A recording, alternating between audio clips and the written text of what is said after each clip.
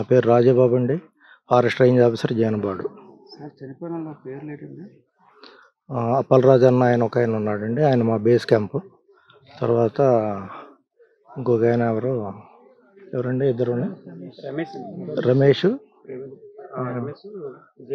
జీవన్ గ్రంథ్ జీవన్ వాళ్ళు మన దాంట్లో లేదు, మా స్టాఫ్ కాదు వాళ్ళు. మరి వాళ్ళు ఎందుకు వెళ్ళారు అన్నది కూడా మాకు దాని మీద ఐడియా లేదు. ఈ అప్పలరాజు అన్న ఆయన అయితే భోజనానికి మధ్యాహ్నం 1:30 ప్రాంతంలో వెళ్ళిపోయాడు. తర్వాత వీళ్ళు కలిసి ఇటు వచ్చారన్నది తెలిసింది. ఏంటన్నది విషయాలు తర్వాత ఇన్వెస్టిగేషన్లో తెలుస్తుంది. లేదండి, మాకు మెటీరియల్ కూడా ఆల్రెడీ మేము రిసీవ్ చేసుకున్నాం. 1:30 ప్రాంతంలోనే మా గార్డ్ రిసీవ్ చేసుకున్నారు. అది జరిగిందండి. కలప దొంగ రవాణా ఏం జరిగిందండి? కలప దొంగ రవాణా అంటే ఈ డ్యామ్ పక్కనే ఉండడం గుర్తించారు మా వాళ్ళు. అందులో పాటలోనే అప్పలరాజు గారు వెళ్ళి అవి చూడడం, అవి తీసుకుని వచ్చి మా గార్డు గారికి అవి హ్యాండ్ఓవర్ చేయడం, అవి చేశారు. దీని మీద పూర్తి వివరాలు ఇంకా తెలియాల్సి ఉంది. తెలిసిన తర్వాత డీటెయిల్గా గవర్నమెంట్కి రిపోర్ట్ రాసి వారికి చేయాల్సిన సహాయాన్ని మేము చేస్తాం. Thank you. అందరికీ నమస్కారం.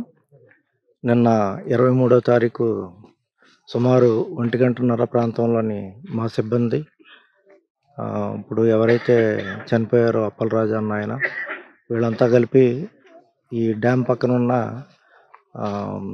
తంగిడు తర్వాత గండ్రకర్రలో 10 వాటిని పట్టుకోవడం జరిగింది. అవి తీసుకొచ్చి ఆఫీస్కి సబ్మిట్ చేసిన తర్వాత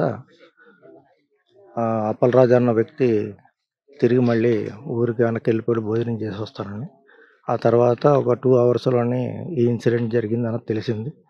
దాని మీద నిన్నటి నుంచి రెస్క్యూ ఆపరేషన్ జరుగుతుంది. దీనికి సంబంధించి ఆ అప్పలరాజు కుటుంబీకుల్లోని ఎవరో ఒకరికి అవుట్సోర్సింగ్లో ఒక ఉద్యోగం ఇవ్వడానికి గవర్నమెంట్కి రాసి ఎక్స్గ్రేషియా ఎంత అయితే ఉందో దాన్ని ఇవ్వడానికి కూడా గవర్నమెంట్ వారు ప్రాసెస్ చేయమని చెప్పారు. ఆ ప్రాసెస్ నడుస్తుంది. ఇక్కడ ఈ కార్యక్రమాలు అయిన తర్వాత వాళ్ళని పరామర్శించడం జరుగుతుంది అన్నట్టుగా మనకి లోకల్గా ఉన్న ప్రజలు కానీ వీళ్ళందరూ చెప్తూ ఉన్నదైతే ఆ రకంగా చెప్తూ ఉన్నారు. ఇప్పుడు వాళ్ళకి ఏమైనా ప్రభుత్వం నుంచి ఎక్స్గ్రేషియా వచ్చే అవకాశం ఏమైనా ఉందా సార్? వాళ్ళ కుటుంబాలకు మీరు అలాంటి భరోసా ఇస్తున్నారు ప్రభుత్వం నుంచి?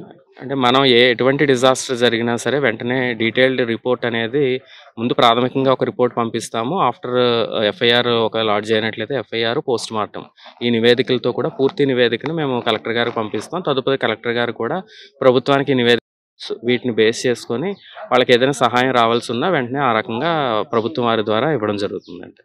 చరిత్ర సృష్టించినోడు ఇప్పుడు ఆ చరిత్రని తిరగరాయబోతున్నాడు. అబద్ధాల గోడల్ని బద్దలు కొట్టి నిజాలను రాగా మీ ముందుంచబోతున్నాడు.